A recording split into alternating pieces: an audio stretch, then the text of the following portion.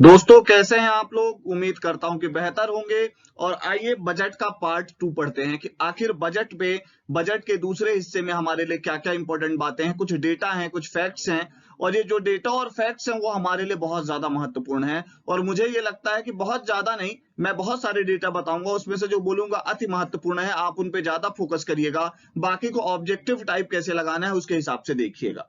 चलिए स्टार्ट करते हैं और सबसे पहले बात करते हैं हमारा टोटल बजट विनियोग राशि कितनी है। तो ये ध्यान रखना है 2,79,237 करोड़ रुपीस। ये है हमारी अनुमानित कितना है हमारा अनुमानित प्रिडिक्टेड हमारा क्या है बजट।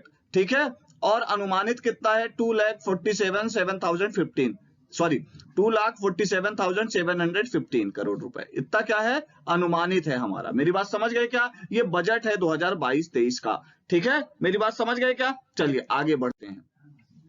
अगली बात करते हैं जन सहभागिता। हमने क्या किया था, बजट के लिए अलग अलग माध्यमों से लोगों से विचार मांगा था और उसमें लगभग 2571 लोगों ने अपने विचार दिए थे। ये हमारे मतलब का नहीं है, हमारे लिए मतलब का ये है कि जन सहभागिता के माध्यम से हम बजट पे पार्टिसिपेट कर सकते हैं। ये इंपॉर्टेंट बात है।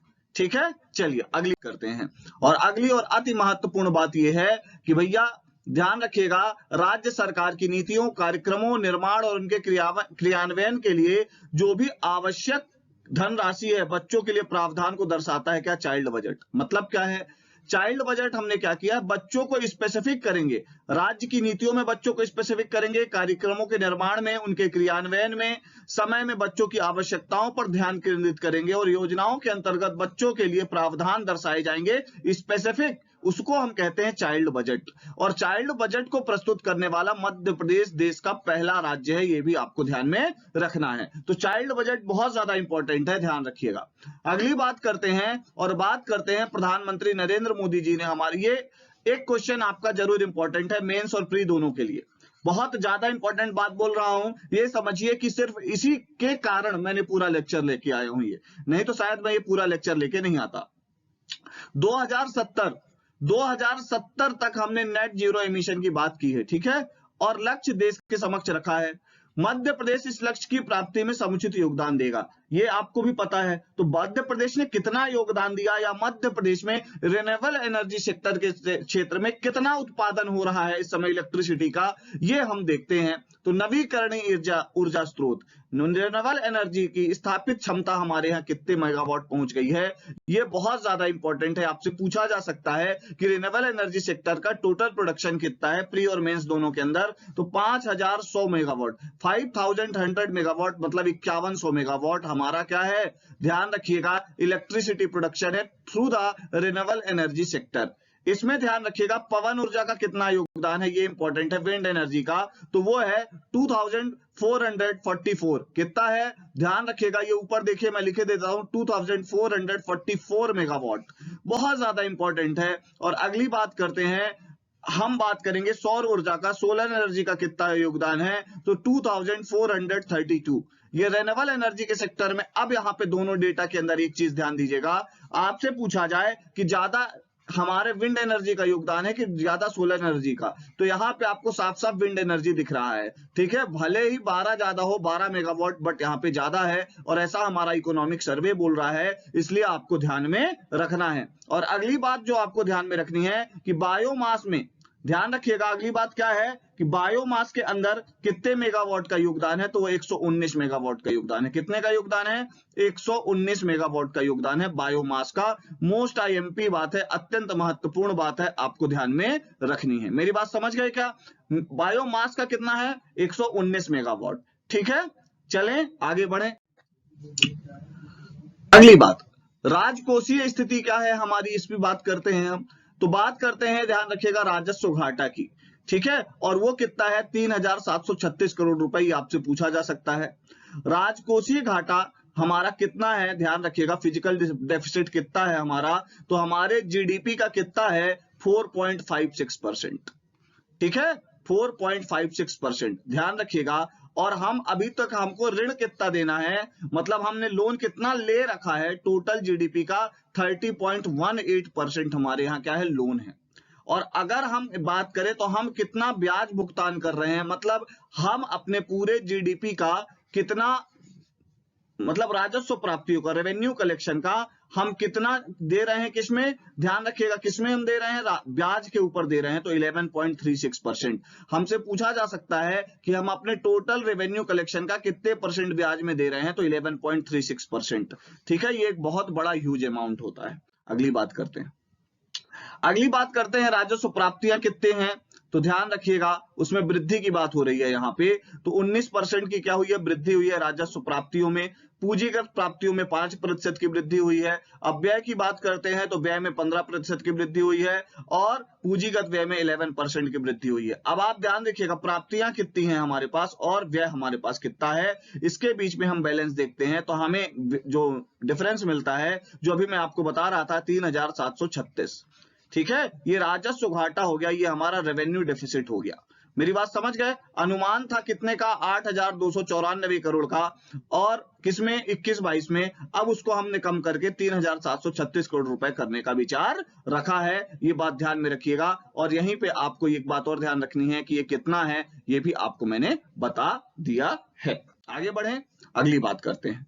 बजट में हम कहां से कितना पैसा पा रहे हैं वो ध्यान दीजिएगा। राजस्व कर, रेवेन्यू टैक्स, राज्य कर से, स्टेट टैक्स से हमें कितना मिला है, केंद्र के करों से, सेंट्रल के टैक्स से कितना मिला है, और दूसरे करों से कितना मिला है, ये सारी चीज, अनुदान कितना मिला है, ग्रांट कितना मिला है, लोक ऋण कितना मिला है, पब्लिक, हमने कितना पब्लिक से ऋण लिया है, पब्लिक बैंकों से, ये बात करते हैं। लोक लेखा से शुद्ध प्राप्तियां कितनी है, ये डेटा आपको याद नहीं करना है, सिर्फ आपको ये याद रखना है कि इनसे हमारा रेवेन्यू आता है, कितनी यहां से हम प्राप्ति करते हैं। तो हम राज्य कर से प्राप्त करते हैं, केंद्रीय करों से, ठीक है, केंद्र की सहायता से, उधार से, पूंजीगत प्राप्तियों से, ठीक है, और लोक ऋण से और लोक लेखाओं से शुद्ध प्राप्तियां, ये है हमारे पास। अगली बात करते हैं, अगली बात करते हैं हमारे यहाँ राज्य के जो प्रमुख कर हैं वो कौन कौन से राज्य लगाता है। तो एक आपको पता है जीएसटी होता है, एक स्टेट क्या होता है, उत्पाद शुल्क होता है, राज्य उत्पाद शुल्क होता है, एक स्टाम्प और पंजीकरण शुल्क होता है, एक आय तथा व्यय का होता है, और वाहन कर आप लोगों को पता है रजिस्ट्रेशन में लगता ही है। भू राजस्व रेवेन्यू का आप रजिस्ट्री कराते हैं, पैसा देते हैं। विद्युत कर, जब आप बिजली का उत्पादन यूज करते हैं उसमें भी टैक्स देते हैं, और खनिज उपकर भी आप देते हैं। इतने प्रकार के टैक्स आप देते हो। ये सब छोड़ो कि किसमें कितना रहा, आप देते कितने हो। राज्य जो स्टेट टैक्स की बात होती है उसमें क्या क्या इंक्लूड होता है, ये आपको पता होना चाहिए, ये मैंने आपको बता दिया। ठीक है, अगली बात करते हैं हम, और बात करते हैं ये इसमें क्या क्या है। करेत्तर कर में खनिज, वन और अन्य, हम क्या करते हैं, मिनरल से कितना, वन से कितना और अन्य, ये आपको याद नहीं करना है, मैं फिर बोल रहा हूं, बट आपको इतना ध्यान रखना है कि खनिज से भी हमें टैक्स मिलता है, फॉरेस्ट से भी हमें टैक्स मिलता है, और अन्य से। ठीक है, अगली बात करते हैं। बजट में व्यय, राजस्व व्यय और पूंजीगत व्यय की बात करते हैं, तो इसमें 15% की वृद्धि हुई है राजस्व व्यय में, और 11% की वृद्धि हुई है पूंजीगत व्यय में, ये भी आपको ध्यान में रखना है। अगली बात करते हैं, राजस्व व्यय लगातार हमारा बढ़ता जा रहा है, ये आपको ध्यान रखना। रेवेन्यू एक्सपेंडिचर की बात हो रही है और ये लगातार इनहेंस करता जा रहा है। ठीक है, ये 11-12 से उठाया है उन्होंने और 22-23 तक ले गए। ठीक है, क्लियर हो गई बात। चलिए आगे बढ़ते हैं, अगली बात करते हैं हम पूंजीगत परिव्यय की, मतलब हमारा ध्यान रखिएगा कैपिटल एक्सपेंडिचर की हम बात कर रहे हैं, वो कितना है, तो 48,800। ठीक है, और पिछली बार कितना था, 40,415, मतलब लगभग आप देखेंगे तो 8,000 के आसपास की वृद्धि हो रही है। अगली बात करते हैं ऋण की, हमारे पास ऋण कितना है, लगातार बढ़ता जा रहा है, 30.2% शुरू में ही मैंने बताया। टोटल जीडीपी का 30.2% क्या है, ध्यान रखिएगा हमारे पास ऋण है। अगली बात करते हैं ब्याज की राजस्व प्राप्ति अनुपात कितना है, 11.4 है, ये कम हुआ है। ठीक है, ब्याज से हमें जो रेवेन्यू मिलता है उसकी बात हो रही है, वो 11.4%। ठीक है, अगली बात करते हैं राजकोषीय घाटा कितना है हमारा, ये बहुत ज्यादा इंपॉर्टेंट है, और वो है 4.56%। ठीक है, 4.56 है हमारा राजकोषीय घाटा, ध्यान रखिएगा, ये बात बहुत ज्यादा इंपॉर्टेंट है। क्लियर। अगली बात है, हमने क्या भैया, वेतन से राजस्व प्राप्तियां कितने, वेतन का राजस्व प्राप्तियों में कितना प्रतिशत है, वेतन 26.47% हम वेतन में ही दे देते हैं अपना। ठीक है, जो भी हमारे पास रेवेन्यू आता है उसका। अगली बात करते हैं भैया, ये अपने लिए इंपॉर्टेंट नहीं है, पेंशन में हमने कितना दिया, क्या किया, ये इंपॉर्टेंट नहीं है। अगली बात करते हैं आर्थिक एवं सामाजिक क्षेत्र के जो प्रावधान हैं, तो सामान्य 60.7, अनुसूचित जनजाति की स्कीम्स के लिए 23% और अनुसूचित जाति के लिए 16.3%। ये जो है हमारे यहाँ सामाजिक और आर्थिक क्षेत्र की जो भी स्कीम्स हैं उसके लिए जो है हम रेवेन्यू देते हैं वो दिया हुआ है। ठीक है, अगली बात करते हैं। ठीक है, अब कृषि क्षेत्र की बात करेंगे, यहाँ इंपॉर्टेंट बात हो जाती है। किसान कल्याण तथा कृषि विकास विभाग द्वारा 3% की वृद्धि की गई है अपने खर्च में, सॉरी इनके बजट में। सहकारिता विभाग में 38% की वृद्धि की गई है, बहुत ज्यादा इंपॉर्टेंट, ये पूछा जा सकता है। पशुपालन एवं डेयरी विभाग द्वारा 35% की इंक्रीमेंट किया गया है। उद्यानिकी एवं खाद्य प्रसंस्करण इंपॉर्टेंट है, ध्यान रखिएगा। हॉर्टिकल्चर और फूड प्रोसेसिंग, इसमें कितना -4% हुआ है, मतलब हमें इसको बढ़ाना चाहिए, हमने इसको कम कर दिया है। और मछुआ कल्याण एवं मत्स्य विभाग में हमने 28% की वृद्धि की है, मतलब हमारी टोटल जो है 8% का इंक्रीमेंट किया है कृषि क्षेत्र में हमने बजट के अंदर। ये हमसे पूछा जा सकता है कितने % का इंक्रीमेंट किया है हमने पिछले बजट से इस बजट में, तो 8% का। अगली बात है नगरीय एवं ग्रामीण विकास के लिए बात करते हैं, तो भैया नगरीय विकास आवास विभाग में हमने -1% किया है और ग्रामीण विकास के लिए 74%, टोटल 36% का अंतर आया है, ध्यान रखना है आपको। अगली बात, अधोसंरचना बेसिक इंफ्रास्ट्रक्चर के पार्ट कौन कौन से हैं? ऊर्जा विभाग में 35% की वृद्धि हुई है। लोक स्वास्थ्य एवं यांत्रिकी विभाग 1%, लोक निर्माण विभाग में हमने 3% और जल संसाधन विभाग में हमने कम कर दिया है -7%। नर्मदा घाटी विकास में हमने -11% कर दिया है, तो टोटल अंतर कितना आया है? 10% का अंतर आया है, ध्यान रखिएगा। बेसिक इंफ्रास्ट्रक्चर के अंदर जो हम क्या देते थे, बजट देते थे उसमें। अगली बात करते हैं, अगली बात करेंगे स्वास्थ्य के क्षेत्र में, और ये हमारे लिए इंपॉर्टेंट है, बहुत इंपॉर्टेंट है, इसको जरूर याद रखिएगा। ठीक है, हमने चिकित्सा शिक्षा विभाग के बजट में -4% किया है, ये पूछा जा सकता है। चिकित्सा शिक्षा विभाग में -4%, आयुष विभाग में +8%, महिला एवं बाल विकास में 13%, लोक स्वास्थ्य और परिवार कल्याण में 29%। टोटल हमने हेल्थ सेक्टर में 18% का इंक्रीमेंट किया है, ये इंपॉर्टेंट है। कितने % का इंक्रीमेंट किया है? 18% का, और बहुत ज्यादा इंपॉर्टेंट बात है ये। ठीक है, चलें आगे बढ़े। अगली बात करते हैं शिक्षा के क्षेत्र में, और शिक्षा के क्षेत्र में हमने कितना बढ़ाया है, तो ध्यान रखिएगा 7% बढ़ाया है। तो हेल्थ सेक्टर में हमने कितना बढ़ाया था? 18%, और हमने एजुकेशन सेक्टर में कितना बढ़ाया है? 7% का बजट बढ़ाया है। हमसे पूछा जा सकता है कि हमने एजुकेशन सेक्टर में कितनी वृद्धि की है वो। ठीक है, मेरी बात समझ गए क्या? और इसमें सबसे ज्यादा हमने तकनीकी शिक्षा और कौशल विकास और रोजगार विभाग में सबसे ज्यादा बल दिया है एजुकेशन के अंदर। ठीक है, 12% का इंक्रीमेंट किया है उसमें।